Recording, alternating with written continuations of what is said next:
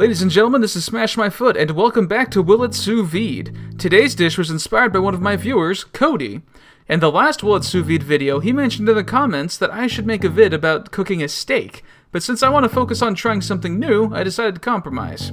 Enter the star of today's show, Bulgogi beef. This is a Korean dish comprised of thinly sliced beef that is typically barbecued or stir-fried on a stovetop. Today, it's getting the sous vide treatment.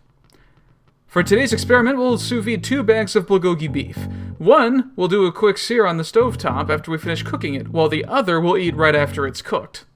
We'll also stir-fry some bulgogi beef for comparison's sake. I got this tray of raw bulgogi beef from Costco, which saves me some time with slicing and seasoning the meat myself. I'll set the stir-fry sample aside in the fridge for later, while I work on vacuum sealing the other 2 samples. Alright, time to get out the vacuum sealer. I'm still using my Foodsaver for this, though you can also use Ziploc bags. I'll also label the bags so I know which one to finish on the stovetop later. Next, we assemble the sous vide. I'm using a bigger pot this time. We'll fill this pot full of water and add in the sous vide cooker. I still have my Anova that I got a couple years ago. If you buy one now, it'll look a little different from this one. In order to cook beef medium rare, it's recommended that you cook it between 129 and 134 degrees. I'll stick to 130 since it was the perfect temperature for the tri-tip that made a short cameo at the end of the last Will It Sous Vide video. Next, your favorite part, adding the pot lid, which if you remember is ping pong balls. Since I'm using a larger pot, they don't spill all over the place this time. Progress. Once the hot water bath reaches 130 degrees, I can add the meat. Be careful when doing this step, because this water is hot. I'll leave the beef in here for about an hour and a half to cook. Alright, let's work on the pan-fried sample. I'll cook this batch at medium-high heat for about 10 minutes. With the sous vide doing its thing for an hour and a half, let's take the beef out. We'll start with the sample we'll sear on the stovetop first. Let's just throw it on here for about a minute to sear the surface, no more. It's pretty typical to sear sous vide cooked beef on the stovetop grill or in the oven on broil setting in order to get the best texture on the outside while maintaining a perfectly cooked core on the inside.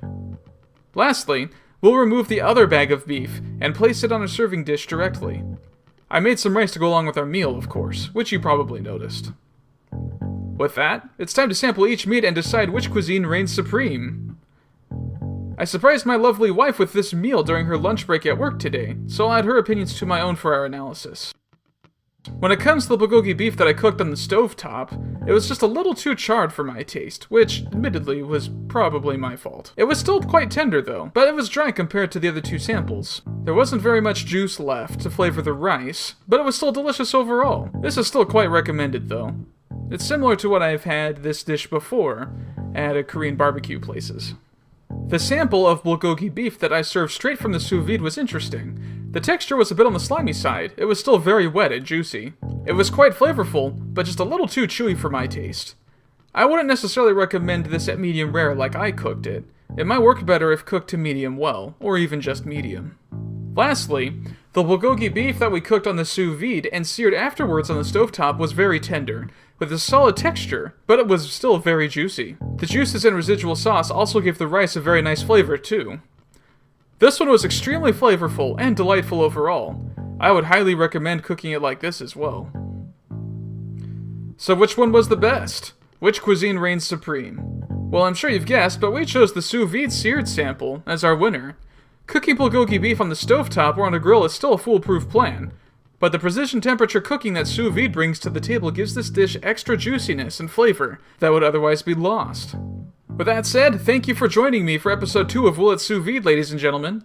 If you like what you see, consider subscribing to my channel and sharing with your friends on social media. Let me know if you have any fun ideas for sous vide and I just might use them in the future. Take care, and I'll see you next time.